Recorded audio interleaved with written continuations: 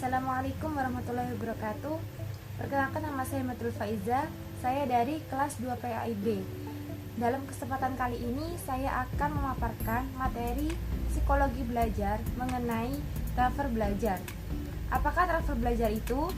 Transfer belajar ialah berasal dari kata bahasa Inggris yakni transfer of learning, yang berarti pemindahan atau pengalihan hasil belajar dari satu bidang ke bidang yang lain atau ke kehidupan sehari-hari di luar lingkup pendidikan sekolah. Pemindahan atau pengalihan itu menunjuk pada kenyataan bahwa hasil belajar yang diperoleh dapat digunakan di suatu bidang atau di situasi di mana hasil itu mula-mula diperoleh.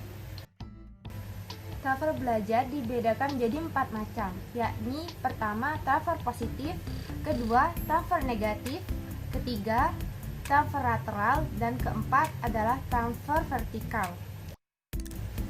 Yang pertama adalah transfer positif.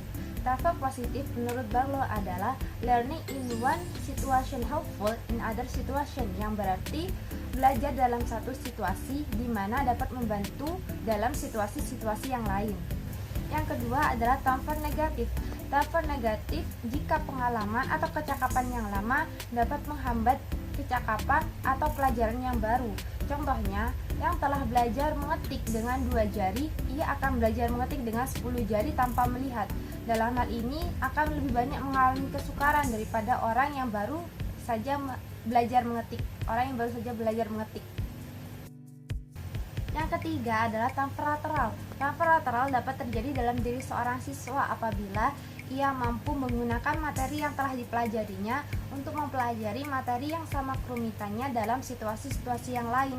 Dalam hal ini, perubahan waktu dan tempat tidak mempengaruhi atau tidak mengurangi hasil mutu belajar siswa itu.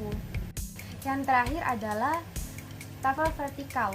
Transfer vertikal dapat terjadi dalam diri seorang siswa apabila pelajaran yang diterima atau pelajaran yang telah dipelajarinya dalam waktu tertentu dapat membantunya untuk mempelajari pengetahuan atau pelajaran-pelajaran yang lebih tinggi atau rumit.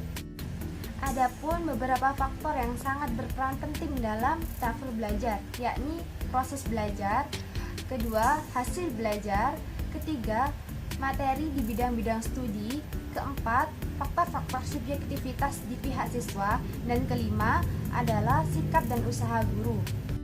Kesimpulannya, transfer belajar itu sangat berperan penting dalam kehidupan sehari-hari, terutama bagi setiap pelajar. Nah, dari pemaparan tadi semoga dapat diambil manfaatnya. Akhirul kalam, wassalamualaikum warahmatullahi wabarakatuh.